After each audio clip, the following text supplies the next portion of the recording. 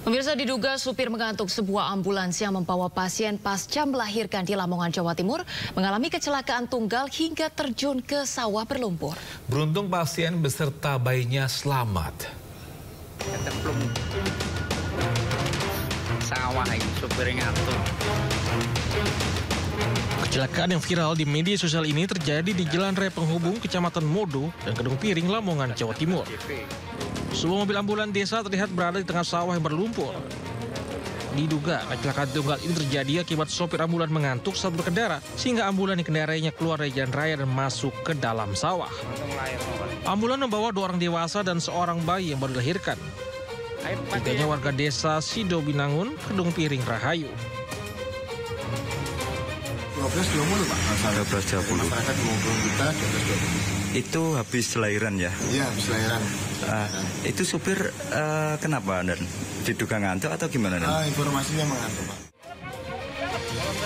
Ambulan desa Sido Binangun ini akhirnya berhasil evakuasi dari sawah dengan ditarik menggunakan dump truck. Antara pasien dan bayinya dalam keadaan selamat. Dari Lamongan, Jawa Timur, Abdul Wahid, iNews melaporkan. Pemirsa, diduga mengalami mati mesin di tengah perlintasan kereta api. Sebuah truk bermuatan pupuk tertabrak kereta api Putri Deli di kawasan Pasar Bengkel, Kabupaten Serdang Bedagai, Sumatera Utara pada Selasa malam. Ya, akibatnya masinis mengalami luka dan dilarikan ke rumah sakit.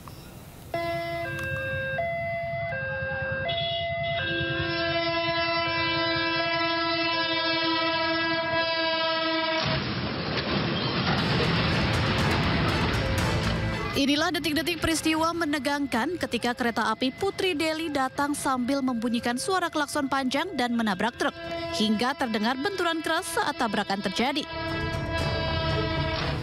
Truk pun terseret hingga beberapa meter di pintu perlintasan kereta api Desa Pasar Bengkel, Kecamatan Perbaungan, Kabupaten Deli Serdang, Sumatera Utara.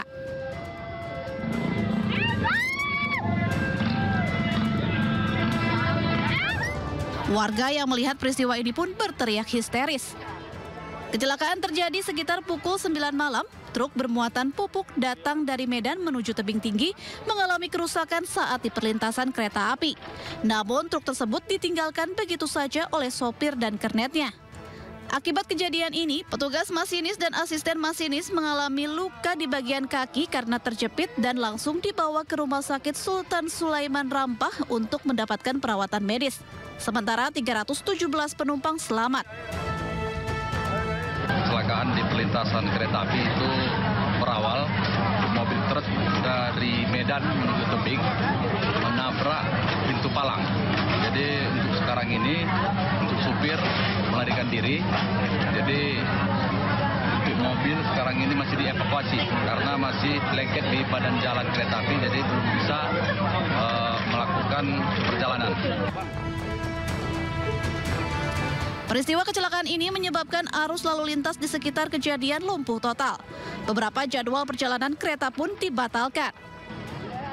Petugas masih mengupayakan proses evakuasi badan truk dan mengalihkan jalur lalu lintas ke jalan alternatif guna mengurai kemacetan.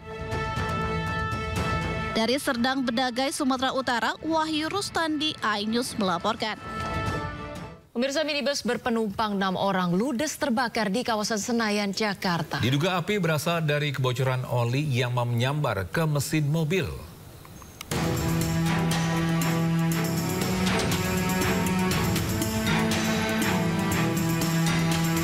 Satu unit minibus terbakar di ruas Jalan Jenderal Sudirman, Senayan, Jakarta Pusat, Selasa siang. Api yang berkobar cukup hebat, langsung menghanguskan seluruh badan mobil nahas tersebut.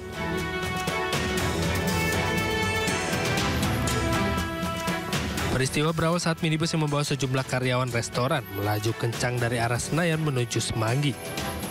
Saat melintasi lokasi kejadian, bagian kap mesin tiba-tiba mengeluarkan asap disertai percikan api.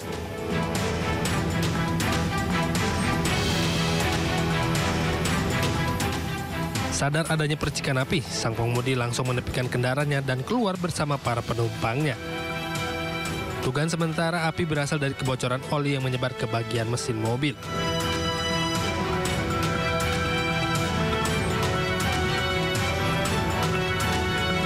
Dengan jumlah awak 6, berikut supir.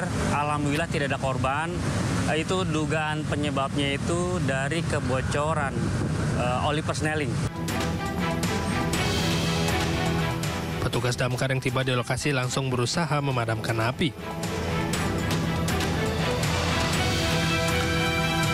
Sementara itu tidak ada korban luka maupun jiwa dalam peristiwa ini. Dari Jakarta, Rani Sanjaya, iNews melaporkan. Kita beralih ke informasi lainnya, pemirsa. 2 orang anak di Sika, Nusa Tenggara Timur meninggal dunia karena penyakit DBD. Ya, sementara itu kasus DBD di Kota Bandung mengalami peningkatan hingga mencapai 1.741 kasus.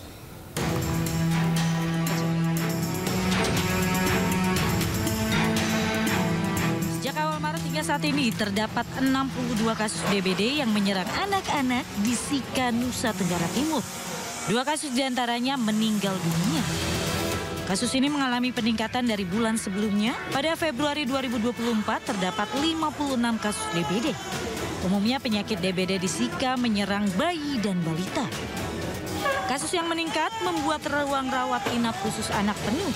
Sebagian pasien anak dirawat di ruang lainnya. Saat ini memang di ruang anak kali ini penuh, sehingga kami terpaksa menitip di ruangan dewasa yang lain, seperti di ruangan perawatan bedah dan di ruangan perawatan penyakit dalam. Bisa meninggal atau? Mulai dari Januari sampai Maret ini yang kami rawat pasien anak demam berdarah ada 2 kasus yang meninggal. Sementara itu, Dinas Kesehatan Kota Bandung mengungkapkan kasus penyakit demam berdarah denggi di Kota Bandung mengalami peningkatan dibandingkan tahun lalu. Terhitung sejak bulan Januari hingga pekan kedua Maret 2024, angka kejadian di Kota Bandung mencapai 1.741 kasus.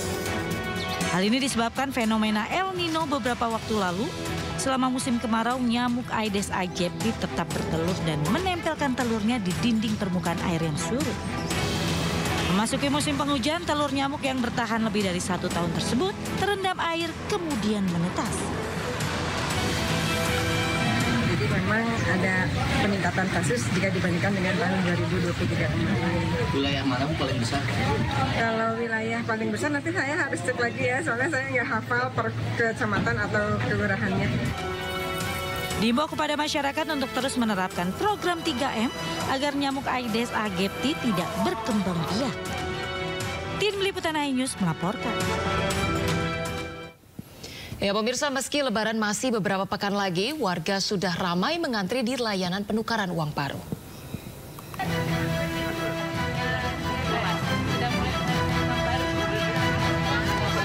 Awal pekan Ramadan, puluhan warga sudah mengantre di parkiran Koja Baru, Jakarta Utara pada Selasa siang melakukan penukaran uang. Namun tidak semua warga mengetahui jika penukaran uang baru harus melakukan pendaftaran secara online terlebih dahulu, sehingga ada warga yang berakhir kecewa. Biasanya manual tiap tahun, ini online, makanya saya buat shopping aja duitnya udah. Tapi begitu kecewa nggak sih Bu? Iyalah kecewa lah, orang biasanya manual yang gaptek kan yang nggak ngerti internet kan gaptek bagaimana.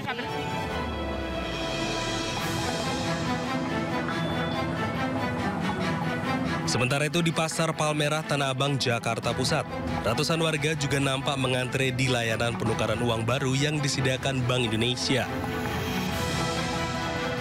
Sebelumnya mereka telah mendaftar secara online melalui website Bank Indonesia di www.pintar.bi.go.id. Sejumlah warga mengaku sengaja menukarkan uang baru jauh sebelum Lebaran agar tidak kesulitan mendapatkan uang baru saat mendekati Lebaran. Uang itu nantinya akan mereka bagikan kepada sanak, keluarga, dan tetangga saat Hari Raya Idul Fitri. Alhamdulillah sih enggak sih, karena aku benar-benar standby banget dari H-7 dibukanya bank keliling ini. Diketahui penukaran uang menjadi pecahan uang baru dibatasi. Setiap orang hanya diperbolehkan menukarkan uang maksimal 4 juta rupiah. Sementara itu, kuota warga di setiap lokasi penukaran uang berbeda-beda, mulai dari 200 hingga 300 orang per harinya di setiap satu titik lokasi. Dari Jakarta, Tim Liputan iNews melaporkan.